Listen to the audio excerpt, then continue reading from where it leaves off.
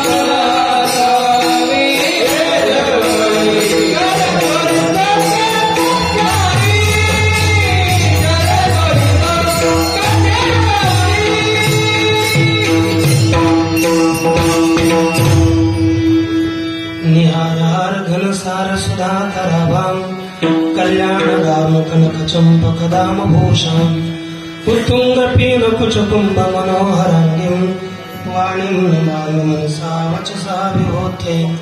ओम नमो ज्ञानेश्वरा करुणाकरायाला तुमचा अनुग्रह लाभलो पावन झालो चराचरी।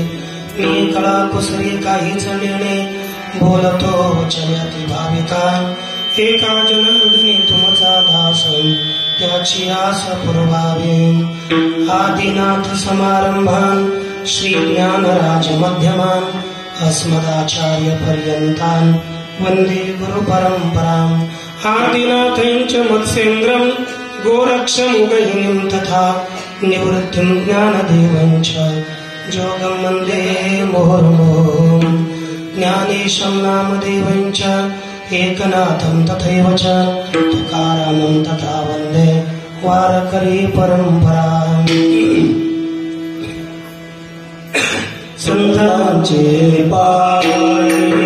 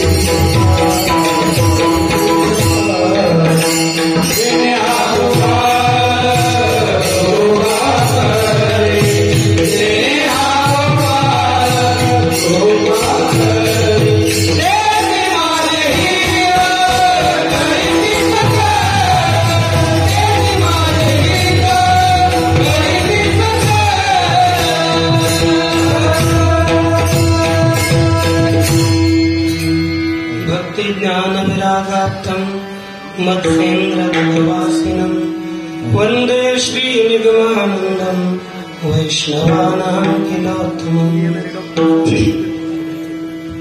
संसाराच्या तापे तापलो मी देवा, करिता या सेवा कुटुंबाची, मन कुणी तुझे आठविले पावे, एवो माझे माय पांडुरंग। श्री भगवान पांडुरंग परमात्मा, श्री ज्ञानोबाराय, जगद्गुरु तुकोबाराय, शांती ब्रह्म एकनाथ महाराज, आदि गुरु शंकराचार्य, श्री निगमानंद बाबा, शास्त्री बाबा, या सर्वांच्या अलौकिक अहेतुकी अकारण करुण अशा कृपेने आपण आज या माऊली संस्थान या ठिकाणी, या क्षेत्री नारायणवाडी शास्त्रीनगर या गावाच्या मध्यस्थानी विराजमान असणाऱ्या या संस्थानावर श्री शास्त्री बाबांच्या या पुण्यतिथी महोत्सवानिमित्त आज चालू असलेला हा अखंड हरिनाम सप्ताह, जोपर्यंत बाबा असत तोपर्यंत हा खूप अष्टमीचा सप्ताह व्हायचा आणि पुण्यतिथीच्या निमित्तानं हा थोडा मागे कालावधी आला आणि त्यानिमित्त माझ्याकडे ही आलेली जागराची सेवा। जागर म्हटलं तर माणसानं त्या दिवशी जागर केला पाहिजे आणि मग येण्याकरिता थोडा विलंब झाला, तुमचं झोपणं होणार होतं, परंतु ज्ञानोबारायांची इच्छा तुमचा जागरच व्हावा याच्याकरिता ज्ञानोबारायांनी आजच्या दिवशी थोडं विलंबानं पाठवलं। आणि काय करणार, गाडी म्हटली 1 वाजता येणार, 1चे 2 वाजले, 2चे 3 वाजले, 3:45 वाजता आम्ही इकडे निघालो गावामध्ये। मग थोडा येण्याकरिता विलंब झाला। असो तसा नियमानं समय पाहिला तर अर्धा घंटा आपल्याकडे राहिला, पण अर्धा घंटा एक्स्ट्रा आपल्याला भेटूच शकतो। त्याकरिता म्हणजे आपण 1 घंट्यामध्ये या अभंगाचं चिंतन जसं होईल तसा करण्याचा प्रयास आपण करणार आहोत। पण आपण विलंब झाला म्हणून भगवंताच्या सेवेमध्ये कंटाळा करू नये।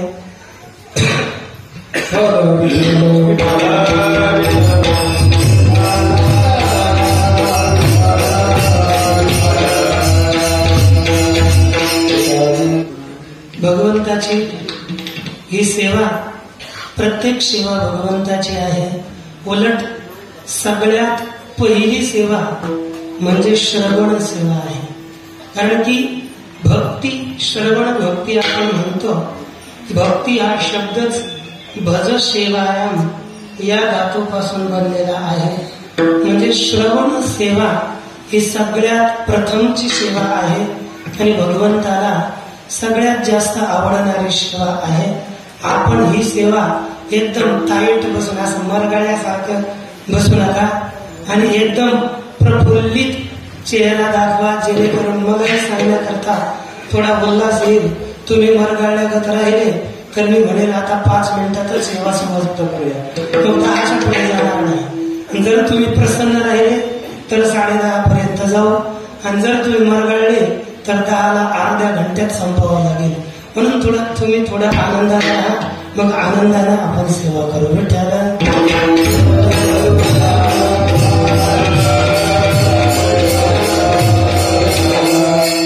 श्री जगद्गुरु तुकोबाराय या अभंगाद्वारे श्री भगवान परमात्म्याकडे अतिशय करुणेनं यातून भगवान परमात्म्याची शरणागती घेऊन प्रार्थना करतात, भगवान परमात्म्याच्या भेटीची आकांक्षा करतात।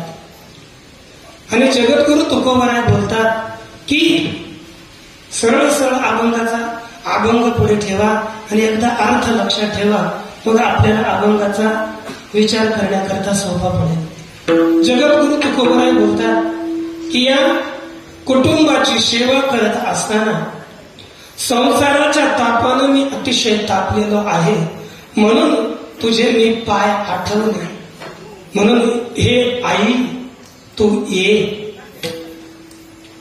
मी फार जन्म झालो, कासावीस झालं, फार जन्माचा भार वाहक मी झालो, याच्यातून सुटावं असा वरून मला दिसत नाही.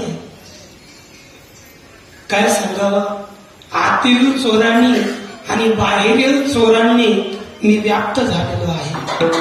कोणी माझ्यावर कृपा करत नाहीये. मी फार पांगळा झालो, नागवा झालो, कासावीस झालो. तू माझ्यावर कृपा कर, म्हणून मी तुझे पाय धरतो. तू हे आई, तू ये, मला भेट दे. अंतिम चरणात बोलतात, हे माते, हे परमात्मा, तू आता वेगाने धाव घाल आणि तुझं हे दीनानाथ, हे प्रिय तू सत्य कर, ते पालन कर. म्हणून मी केवळ तुझ्याच शरणागत झालो, तुझ्याच चरणाचं मी स्मरण केलं. कारण की या सगळ्या संसाराच्या दुःखातून सोडविणारा केवळ तूच आहेस विठ्ठल.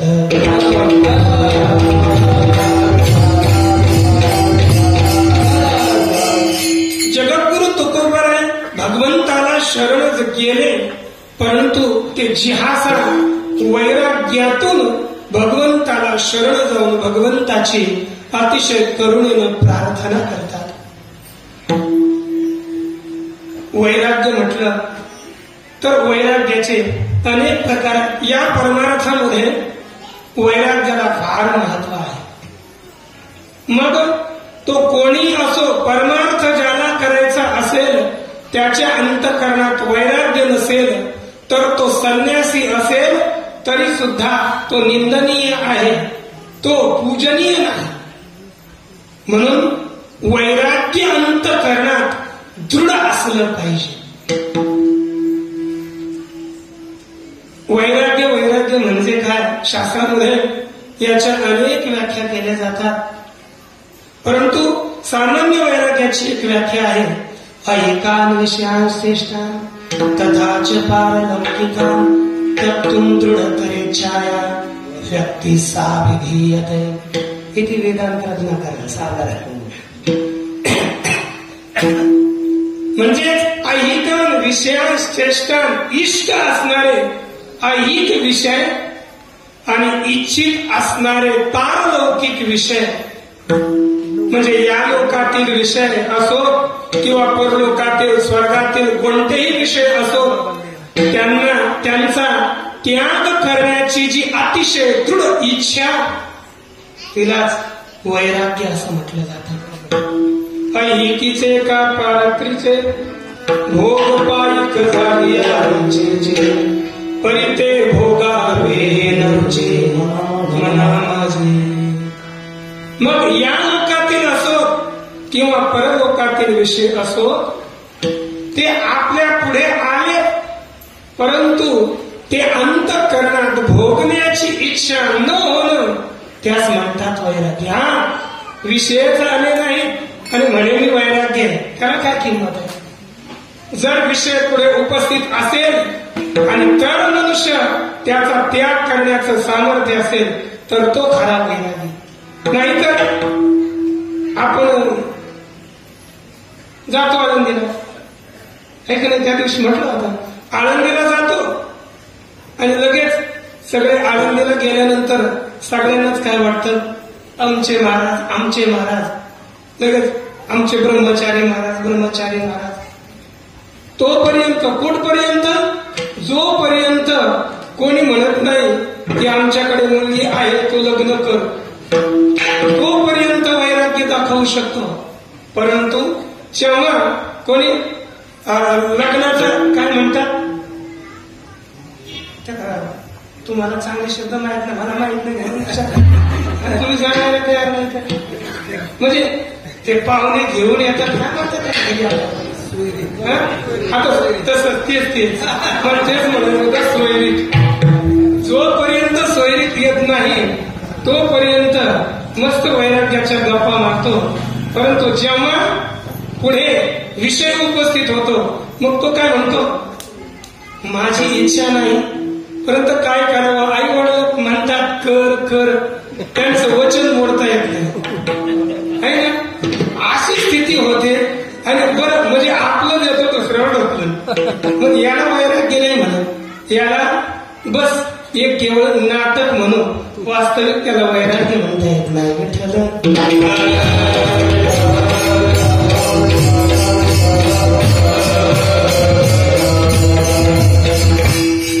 अंतःकरणात असं वैराग्य पाहिजे की उठलेली वैराग्य जेणे हा त्रिवर्ग वैसा सांगणे, जैसे वमुनिया सुने आताची गेली.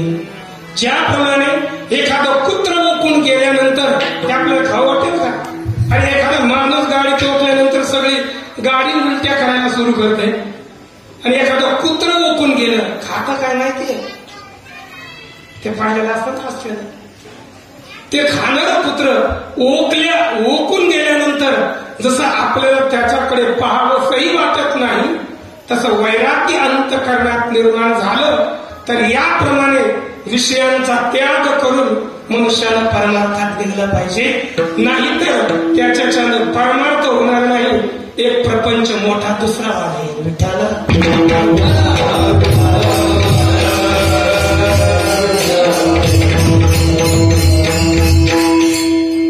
म्हणून वैराग्य हे आहे या लोकापासून परलोकापर्यंत जे कोणतेही विषय असतील त्या विषयांचा अंतःकरणातून त्याग करण्याची इच्छा होणे, एक निरस्ता विषयांविषयी निर्माण होणं. आशाही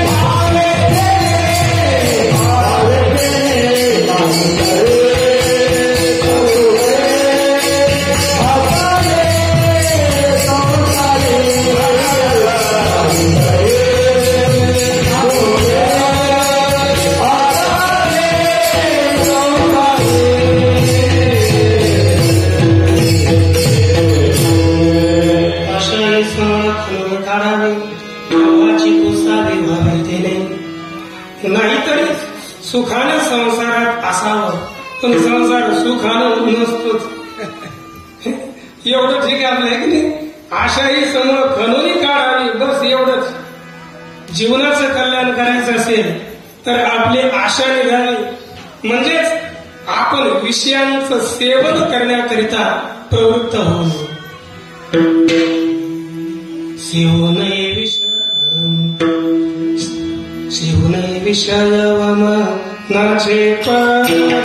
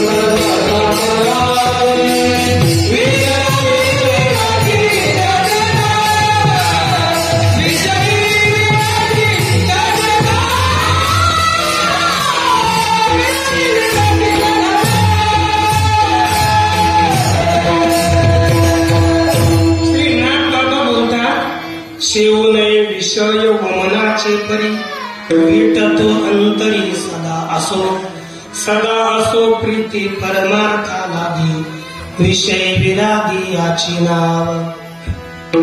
नाथ महाराज बोलतात की शेवू नये विषय वमनाचे परी वांतीप्रमाणे ती वांती जशी खावीशी वाटत नाही त्याप्रमाणे आपण विषयांचं सेवन करू नये.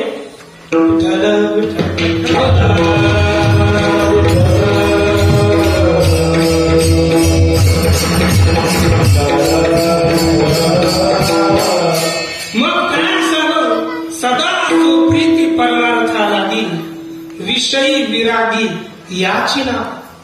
या विषयाविषयी विरक्त यालाच म्हणतात संसारातून निरस होणं आणि परमार्थावर प्रेम असणं.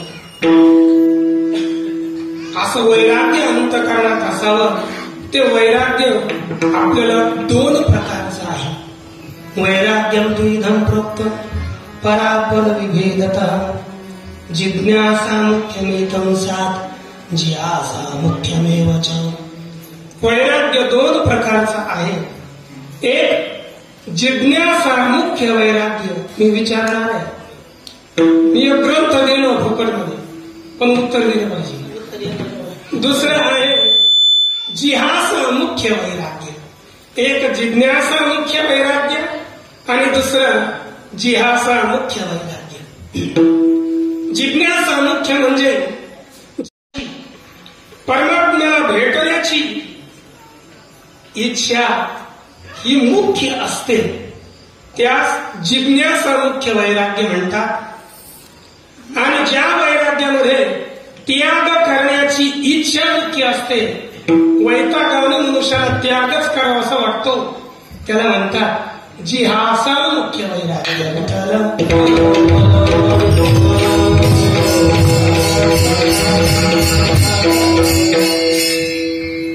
ज्या वैराग्यामध्ये जिज्ञासा मुख्य वैराग्य ते आहे ग्रहे सर्वे पदार्थाहि संते यन्मनुजस्य वै त्यक्तं तथापि तत्यागो जिज्ञासा मुख्यमेव तत्.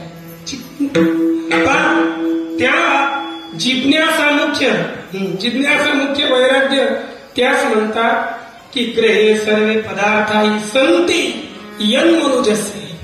ज्या मनुष्याच्या घरामध्ये सगळे पदार्थ आहेत, गाडी आहे, बंगला आहे, काय नाही असं नाही, सगळे पदार्थ आहेत, तरी सुद्धा परमात्म्याला जाणण्याकरिता, केवळ परमात्म्याला भेटण्याकरिता या सर्वांचा त्याग करून निघून जातो, त्यास म्हणतात जिज्ञासा मुख्य वैराग्य.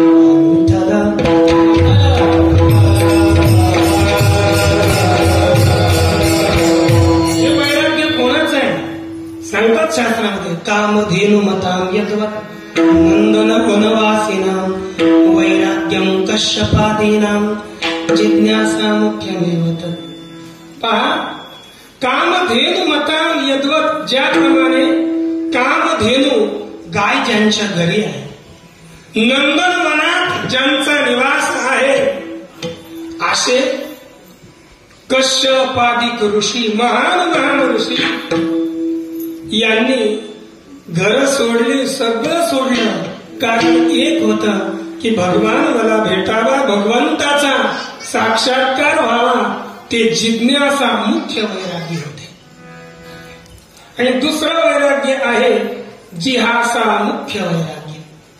जिहासा म्हणजे घरी सगळं नाही, परंतु फार त्रस्त झाला, रोगेन अतिदुःखेन, है ना, रोगादिन अतिदुःखेन, रोग इत्यादी अतिशय दुःखाने, किंवा एखाद्याला आपल्यावर आक्रमण केलं, सगळी घर संपत्ती गेली, सगळ्यांकडून त्रस्त झाला, आणि तेव्हा आपल्याला घर सोडण्याची इच्छा होणं, अंतःकरणातून येऊन त्याचा त्याग करून निघून जाणं, याला म्हणतात जिहासा.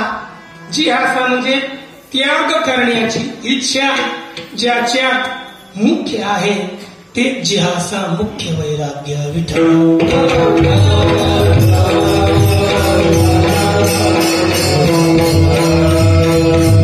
अशाच या जिहासा मुख्य वैराग्यातून जगद्गुरु तुकोबाराय अभंगाच्या प्रथम चरणात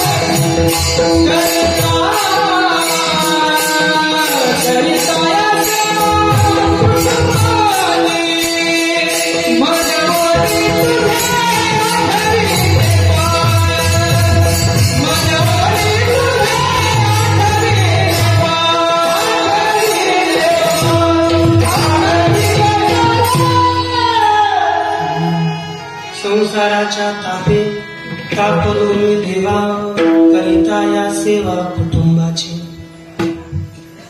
हा आपल्या सगळ्याच्या अनुभवाचा अभंग आहे. सगळेच संसाराच्या तापाने या कुटुंबाची सेवा करत असताना खरेच तप्त झालेले आहेत.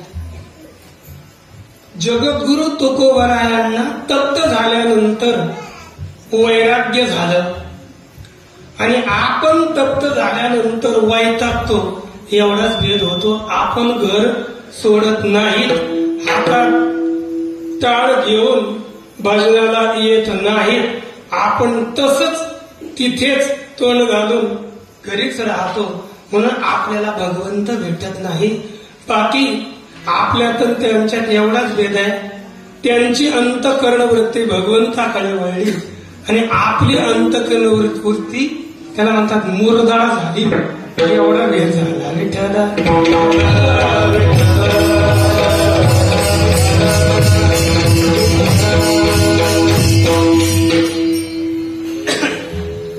पहा, या कुटुंबाची सेवा करत असताना प्रत्येक या संसाराला त्रस्त होतो निश्चित आहे.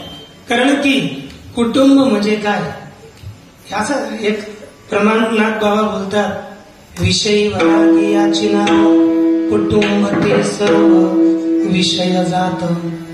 कुटुंब ते सर्व विषय जात. जे कुटुंब आहे ते सगळ्याच्या सगळं विषयच विषय आहे. विषयाशिवाय कुटुंबात काही नाही. आणि या कुटुंबाची सेवा केल्यामुळे आपल्याला भगवंताचा आठव सुद्धा येत नाही. म्हणून भगवंत यामुळे इतका मनुष्य या संसारातून दुरावला जातो की परोपकार करत नाही, काही करत नाही, बस संसाराचीच सेवा करतो. विठ्ठल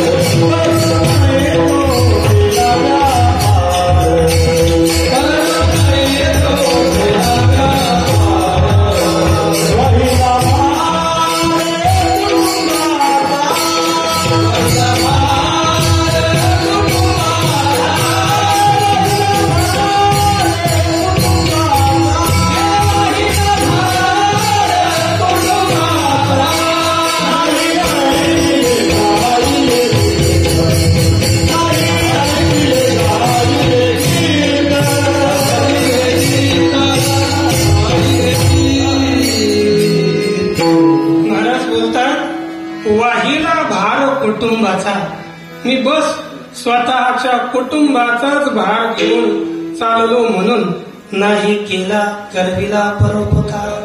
मी माझ्याकडून स्वतःकडून परोपकार झाला नाही आणि दुसऱ्याकडूनही मी करवून घेतला नाही. नाही दयादी पीडितापर. दुसऱ्याला पीडा देताना दुःख देताना अंतःकरणात दया आली नाही. किती आपल्या अंतःकरणात बस केवळ मनुष्य जेव्हा स्वार्थी झाला रे झाला, ममत्व जेव्हा पकडलं तेव्हापासून तो दुसऱ्याचं करणं सोडून देतो आणि या परमार्थातून एवढा सोपा उपाय भगवंताच्या प्राप्तीचा उपकार आहे तो सुद्धा मनुष्य करत नाही. तो म्हणे फार थोडा तरी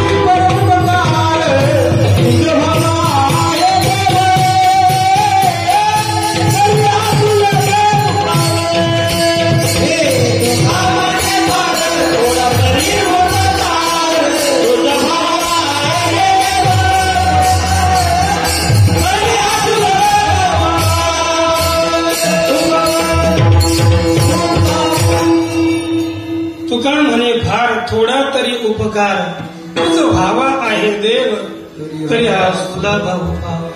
आपल्याला भगवान परमात्म्याची प्राप्ती करायची असेल तर हा सगळ्यात सोपा साधा सहज उपाय आहे तो म्हणजे आपण उपकार करा. उपकार करा, थोडा तरी काहीतरी परोपकार केला पाहिजे आणि यानंच आपण पुढे परमार्थात जाऊ शकू.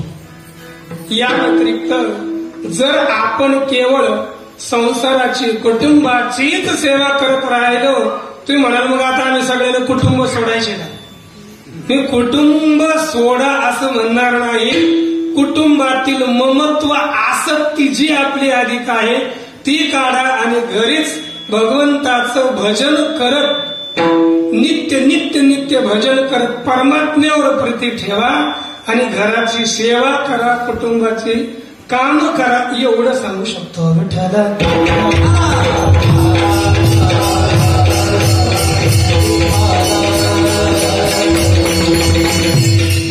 महाराज भजन असं ऐकत होते. काय बोलते आम्हाला बाहेर काढत काय काढत नाही, काढलं तरी महाराज बोलतात खरंच हे केवळ आपलं संसारात अडकणे आपल्याला परमार्थात नाळतं. धनधान्य हेवा नाडे कुटुंबाची सेवा. कुटुंबाची सेवा हे आपल्याला नाडते, कारण की आपलं हाव कुठे असते, धनधान्य बस गोळा करा गोळा करा गोळा करा, याच्यामुळे आपला परमार्थ होत नाही. म्हणून सर्व सुखाची आशा जन्म गेला,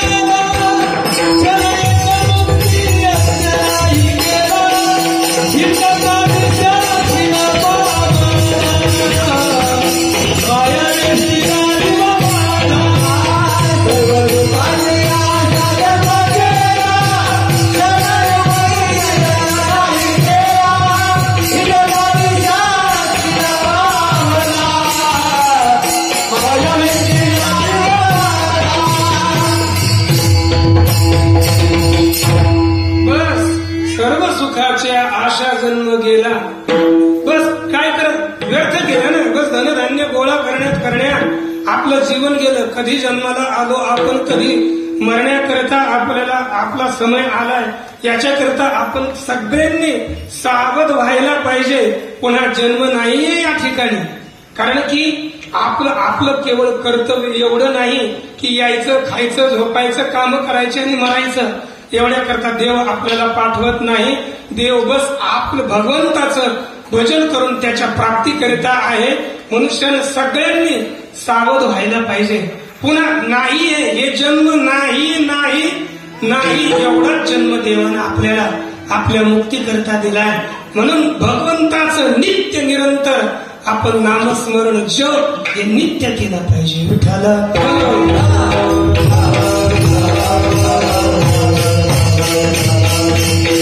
म्हणून महाराज बोलतात या कुटुंबाची सेवा करत असताना संसाराच्या तापे देवा मी तापलो. संसार, आता हा संसार शब्द, संसार शब्दाचा सगळे अर्थ करतात. हि पुनरपि जननम पुनरपि मरणम हि पुनर्जठरे शयनम हि संसारे. म्हणजे 3 दिले, जन्म, मरण आणि मातेच्या उदरामध्ये वारंवार जाणं. यालाच आद्यगुरु शंकराचार्य संसार म्हणतात. विठ्ठल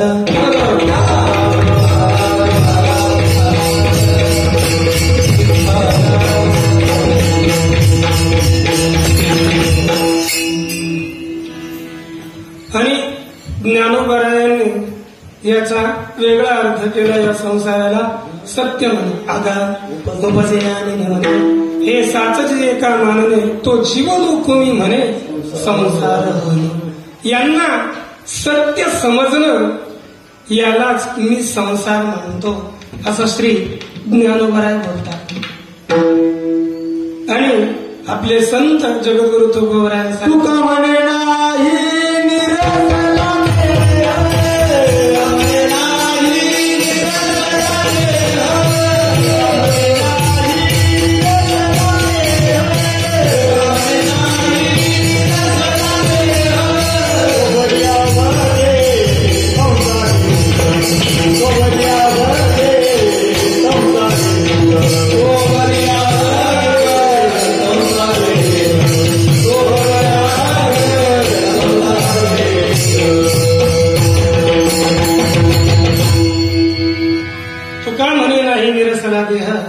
तोवरी अवघी संसारिक.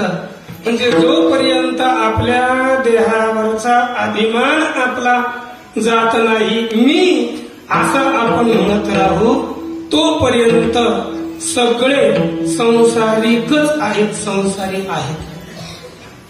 आणखी एक प्रमाण आहे,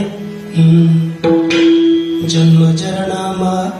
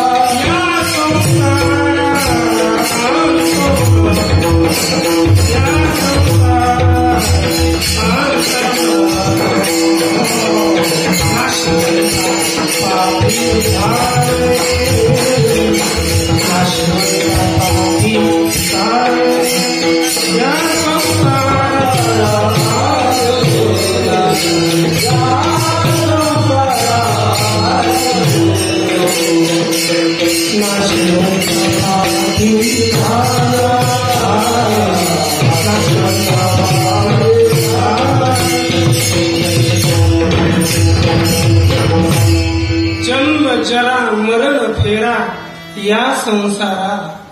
हा संसार आहे जो श्री आदिगुरु श्री शंकराचार्याने सांगितला.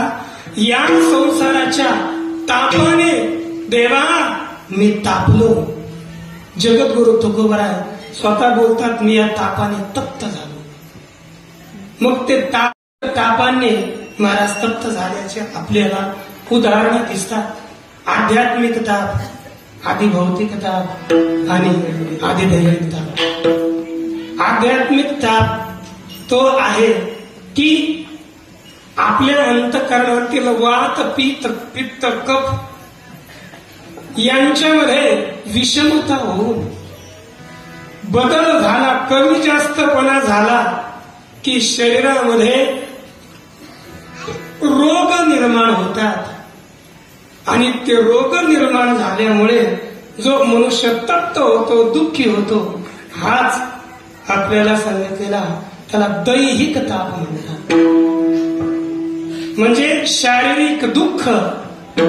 हे शारीरिक दुःख यानंही मी तप्त झालो. आणि दुसरं मानसिक दुःख यानंही तप्त झालो. मानसिक सुद्धा म्हणजेच जो आध्यात्मिक ताप आहे, आध्यात्मिक दुःख आहे, ते 2 प्रकारचं, एक शारीरिक आणि दुसरं मानसिक. मानसिक म्हणजे काम क्रोधादी जन्यंत मानसिकंच म्हणण्यात. काम क्रोध इत्यादिकांपासून उत्पन्न झालेलं जे दुःख आहे ते मानसिक दुःख आहे. या दुःखाने मी महाराज बोलतात अतिशय तप्त झालो. म्हणून या कामक्रोधांच्या वेळेस जगद्गुरु तुकोबरायांनी अनेक वेळेस भगवंताच्याकडे प्रार्थना केल्या. आणि कारण की साधक म्हटलं तर त्याला जसं बाह्य जगाचं देशाचं रक्षण करायचं असेल तर सीमेवर युद्ध करावं लागतं. परंतु हा अंतःकरण रूपी किल्ला हे याचं रक्षण करायचं असेल तरी सुद्धा काम क्रोध आदी विकारांबरोबर साधकाला युद्ध खेळावं लागतं. आणि त्याच्या विजय निश्चय केला तरच होईल, अन्यथा नाही.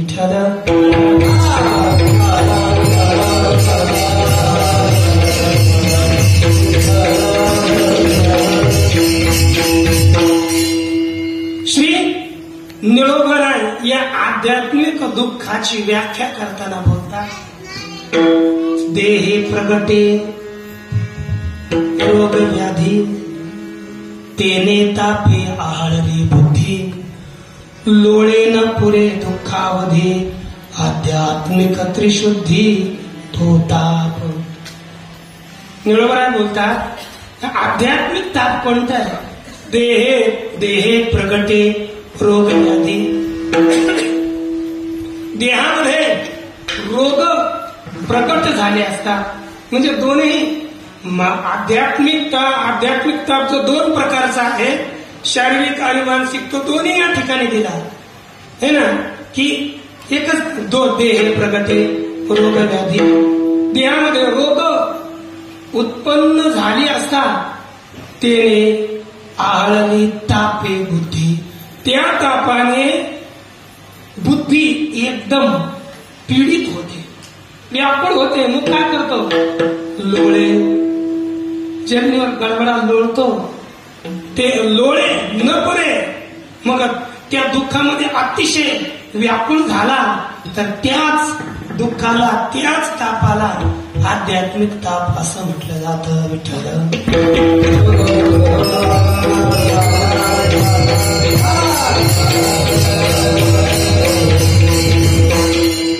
दुसरा आहे.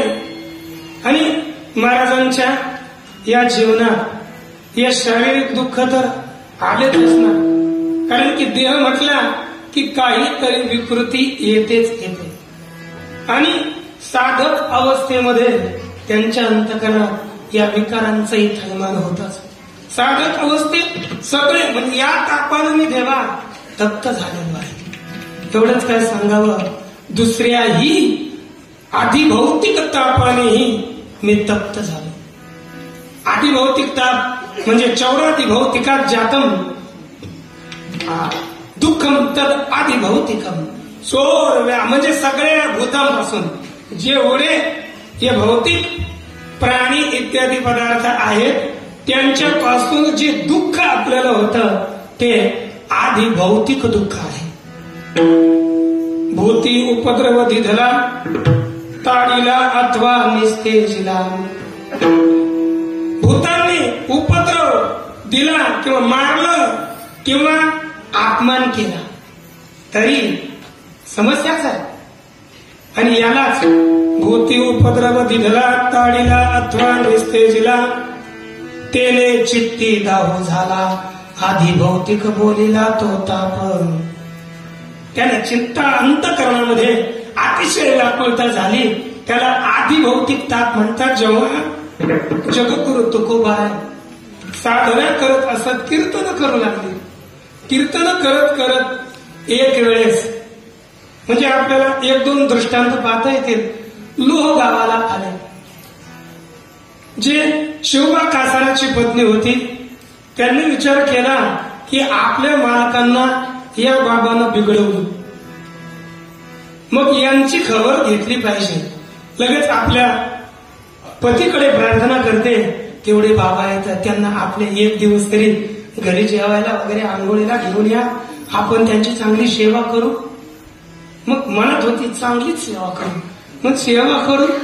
मग घेऊन आल्या आणि तुकोबारायांना आंघोळी करिता गरम पाणी केलं. गरम पाणी नाही केलं, उकळवलं. ते म्हणजे तुम्ही जा नालीमध्ये, मी येऊन तुमच्या अंगावर तुम्हाला स्नानाकरता पाणी देते.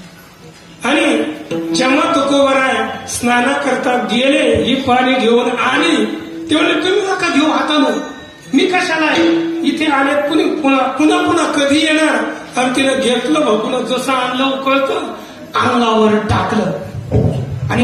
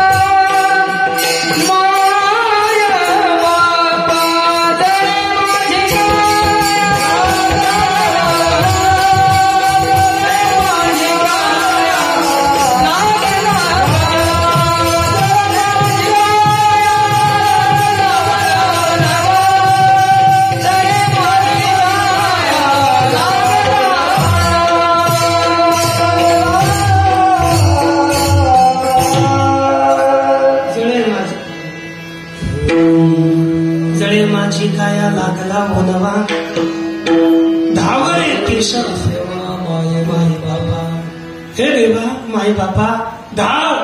म्हणजे या मातेनं जे जगद्गुरु तुकोबरायांच्या अंगावर पाणी टाकलं गरम, हा आधी भौतिक ताप आहे, त्याने मी तप्त झालो. मंबाजी वळ काठीनं मारलं जगद्गुरु तुकोबरायांना, हा आधी भौतिक ताप आहे, या तापानं मी तप्त झालो, फार तप्त झालो. आणि तिसरा आहे आधिदैविक ताप. आधिदैविक त्याला काय म्हणतात, यक्षवादादी देवाच्या कमकदादी भौतिकम. यक्ष इत्यादी म्हणजे सगळं. अतिवृष्टी का अनावृष्टी, अतिवृष्टी झाली किंवा पाऊसच झाला नाही, यानं अतिशय तप्त मनुष्य झाला, दुःखी झाला, तरी सुद्धा जो ताप होतो तो आधिदैविक ताप आहे. जगद्गुरु तुकोबरायांच्या जीवनामध्ये पहा किती समस्या आल्या. एक दुष्काळ पडला, दुष्काळ्या अतिने ग्रगेलेला स्त्रिये मग एवढंच काय, या दुष्काळामध्ये त्यांचे गोरे डुरे हे सगळं ढोरं ही सगळी गेली. पत्नी निघाली, ती सुद्धा कर्कश झाली. म्हणून या सगळ्यांनी महाराज अतिशय तप्त झाले. बोलतात की या संसाराच्या तापानं म्हणून मी अतिशय झालो, दुःखी माय बाप शेकी क्रमलिया. या संसाराच्या दुःखानं अतिशय दुःखी मी झालो. जेव्हा माय बाप हेही गेली, सगळे गेले, त्यांच्यावर दुःखाचं पहाड डोंगर कोसळला. त्याच्यामुळे महाराज या संसारातून अतिशय तप्त झाले आणि तप्त होऊन महाराज भगवान परमात्म्याची द्वितीय चरणात करुणे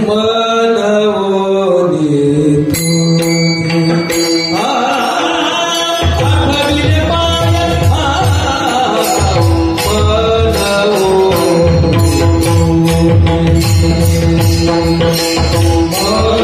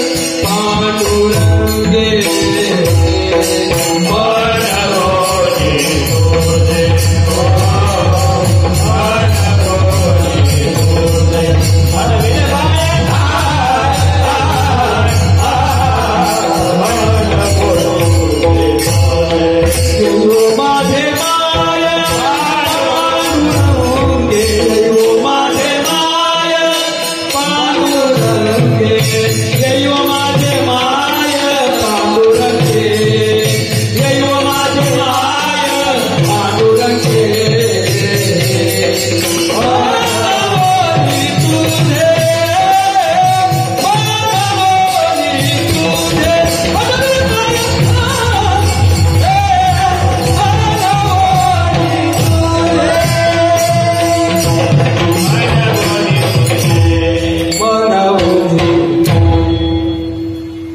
मनवून तुझे आठविले पाय येवो माझे माय पांडुरंगे. म्हणून देवा मी तुझ्या चरणा कारण की या संसारातून तापातून सुटण्याकरिता भगवान परमात्म्याचे एकमेव चरण कारण आहे.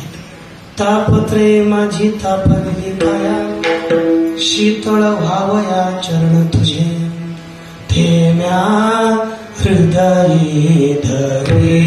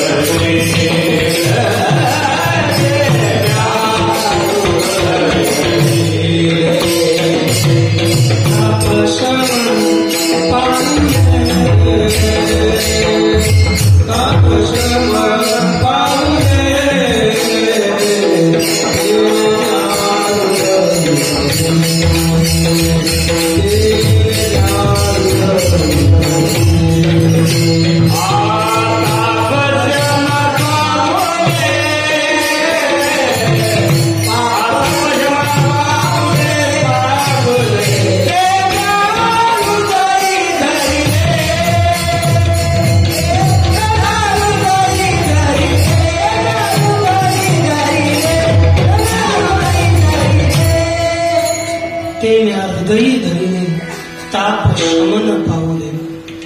ताप दूर करणारे ताप शांत करणारे भगवान परमात्म्याचे चरण आहेत. म्हणून मी ते आठवले ते माझ्या हृदयात धारण केले. म्हणून हे देवा तुम्ही या येवो माझे माय पांडुरंगे. कारण की जोपर्यंत तुम्ही येत नाहीत तोपर्यंत या संसाराच्या तापातून मी सुटू शकत नाही. भगवान बोलू शकतात महाराज एवढं काय झालं तुम्ही या संसारातून त्रस्त का झाले त्याचं कारण काय तुम्ही थोडा प्रयास केला पाहिजे हो. तर त्याचं कथन महाराज अभंगाच्या तिसऱ्या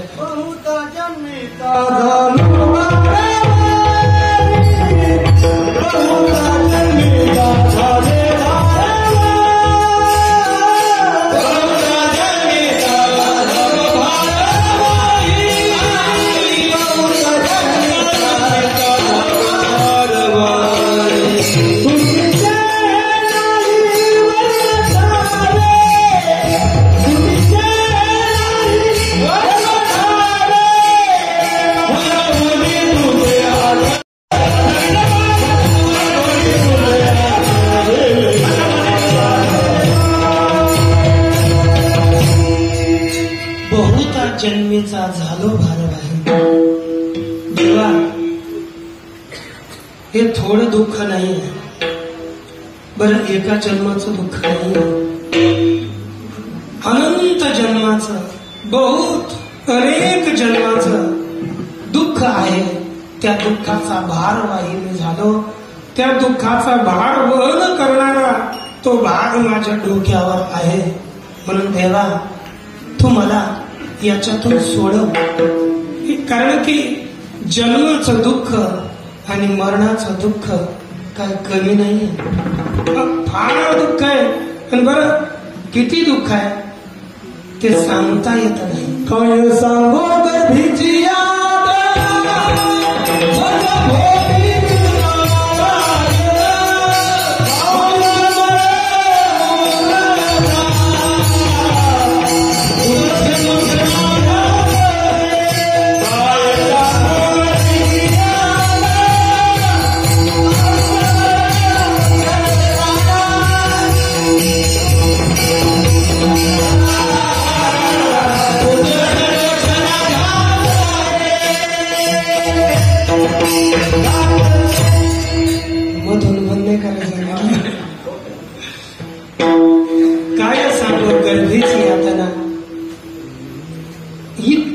यातना आहे ती सांगता येत नाही. माणूस बळवंत जाणं काय आहे, याच्यातून सुटकाच नाहीये. कारण की आता प्रमाण भरपूर आपण सांगू, पण याच्यामध्ये इतकं दुःख आहे की आपण जसं आता बाहेर आल्यावर, आपण इथं आल्यावर असे एसी पाहिजे, इकडून गादी पाहिजे, तिकडून ते पाहिजे, तिकडून ते पाहिजे. कामगाराकडून थोडं चुकला की आपण आपला माथा पुन्हा गरम होतो, ते असंच झालं पाहिजे, किती आपण करतो. नाहीतर सुविधा नसली तर जमत नाही, बोलून जातो.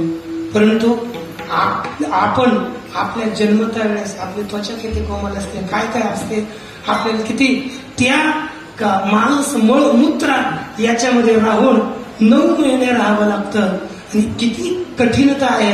आणि याच दुःख आणि जन्म म्हटलं की तुकोबर आहे, जन्माच्याच यात्रा सांगायच्या नाही त्यांना. जन्म ज्या उत्पन्न होणं, नंतर थोडं अस्तित्वात आल्यानंतर वाढणं, थोडं शरीरात परिणाम होणं, क्षीण होणं, नाश पावणं, हे किती किती दुःख आहे. आता केस पांढरे झाले तर पहिले डोकं धरून बसतो. केस जाऊ लागले तर म्हणतो ते काय करायचे, दुसरे बसवायचे, झाडं लावायचे.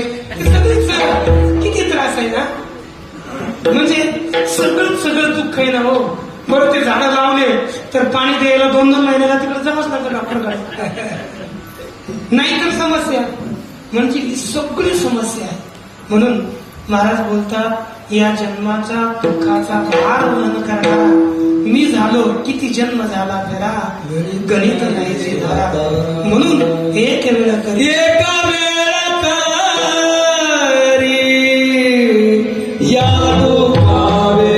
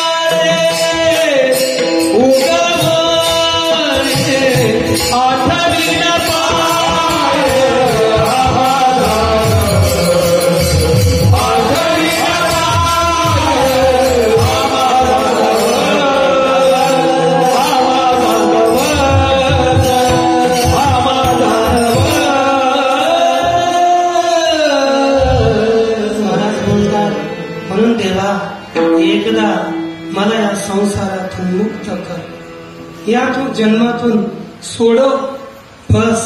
कारण की फार पीडित झालो, फार. बर मग तुम्ही त्याच्यातून सुटण्याकरता थोडा प्रयास करा. कारण की म्हणे विहिरीत उडी मारायची आणि मी बुडू लागलो तरण्याकरिता थोडे हातपाय हलावे. महाराज बोलतात, सुटी जे हे नाही वर्म ठाव, याच्यातून सुटावं हे मला काही वर्म कळेना. कसं निघू यातून काही कळेना. जर कळलं असतं तर तुझ्याकडे काल असतो. फार देवा, या संसाराची मला फार भीती वाटते, परंतु याच्यातून निघेनासा झालो मी. भय वाटे पर न सुटे हा संसार, ऐसा पडिलो काचनी करी धावा म्हणून. मी याच्यात अडकलो म्हणून मी तुमची धावा करतो देवा. तुम्ही काहीतरी उपाय करा. बरं उपाय मी केलाच नाही असं नाही. मी जो उपाय करतो तो आपाओ होय ते एक. पण अपायच होतो. सुटायाचा काही करीतो उपाय, तो अपाय होय तो एक. मी उपाय करतोय. मी सोडलेली आशा नाहीये, प्रयास चालू आहे. पण देवा, मी त्याच्यातून सुटू शकत नाहीये. माझं तेवढं सामर्थ्य नाही. मला काही मार्ग कळेना. म्हणून तुझे आठवणी पाय येऊ माझी माय पांडुरंगी देवा. एवढं काय सांगू. मला एकच नाही आतून बाहेरून एवढ्या चोरांनी त्रस्त केलं की काहीच सांगता येत नाही. अभंगाचा चौथा. वेढीले चोरी अंतर पायात चोरी, वेढीले चोरी अंतर पायात चोरी,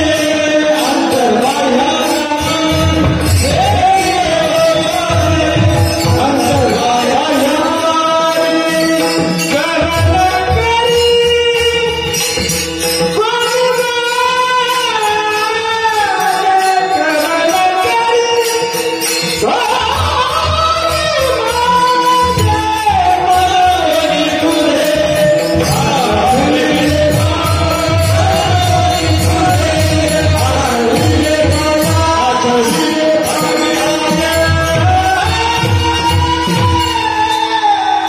देवा वेढी येलो चोरी अंतर बाहेर.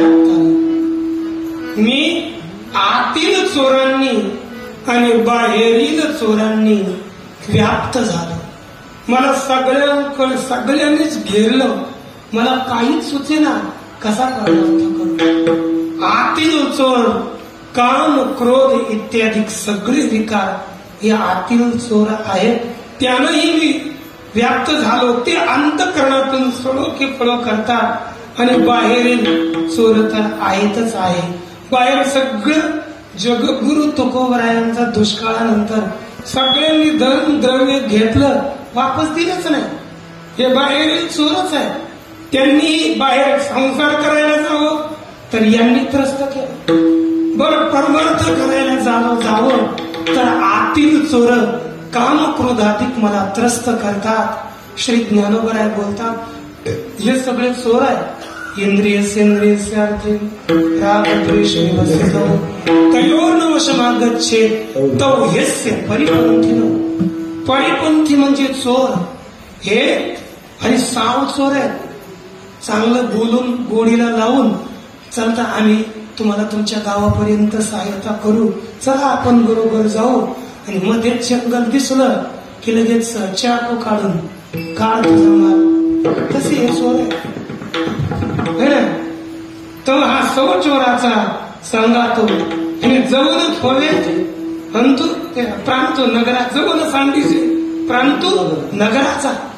जोपर्यंत हे नगर सोडत नाही तोपर्यंत हे चांगले नंतर लगेच आपला स्वभाव दाखवायला सुरू करतात. तसे काम क्रोध आहेत. त्यांनी एवढं घेरलं ते काय ना आपला समय त्या दृष्टीने समाप्त झाला. एवढं घेरलं की फार या दृष्टांत ज्ञानोबरायांनी 3 दिले. त्यानुसार पुढचे धुमे नावे ते मंदिर यथा दर्शो मणिच्या यथो विनाव्रतो गर्भस तथा ते वेदमावृतम. यांनी एवढं व्याप्त केलं की फार भयानक. तरी हे कामक्रोध आणि यांच्या अंतःकरणात माझ्याविषयी काहीच कृपा नाहीये. ज्ञानोबराय बोलतात तरी हे कामक्रोध पाही जया ते कृपेची सांठवण नाही. हे ना यांच्या थोडीही कृपा नाही. म्हणून देवा बहु पांगविलो बहु नागविलो बहुतीस झालो कासावीस. मी पांगळा केलो, मला परमार्थात पुढे चालताच येत नाही. मी नागळा केलो, मला म्हणजे पांगळा केलो, आता इथून पुढे मला वाटतं की मी परमार्थ करू शकणार नाही. आणि मी फार कासावीस झालो देवा. बहु पांगविलो बहु नागविलो बहुतीस झालो कासावीस. पण देवा मी तुमच्या शरण आलो. मी तुमचे पाय आठवले. तो तुम्ही आता या. हे देवा तुमचं दीनानाथ हे प्रीत आहे. तुम्ही सत्य करा, लवकर या. तुका म्हणे आता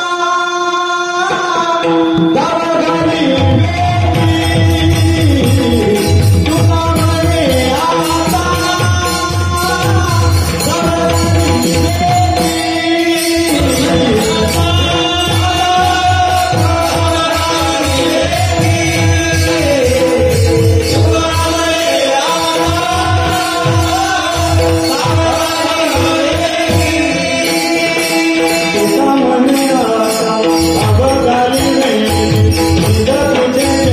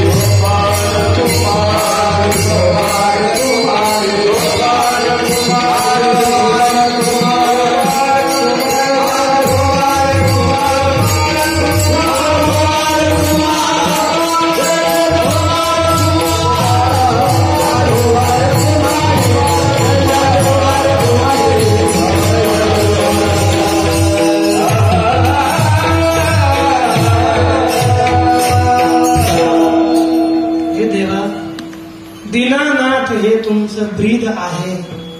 ते ब्रीद तुम्ही सत्य करा आणि लवकर या. दीनानाथ ब्रीद सांभाळ्या फुले नको पाहू केले पाप पुण्य.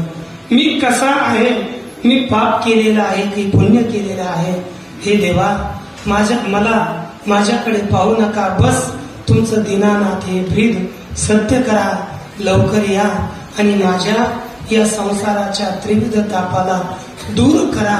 या प्रकारे जगद्गुरु तुकोबरायांनी भगवान परमात्म्याची अतिशय करुणेनं प्रार्थना केली. या प्रकारे भगवान परमात्म्याने जशी आपल्याला बुद्धी दिली त्याप्रमाणे भगवान परमात्म्याची सेवा करण्याचा, संतांची सेवा करण्याचा प्रयास केला.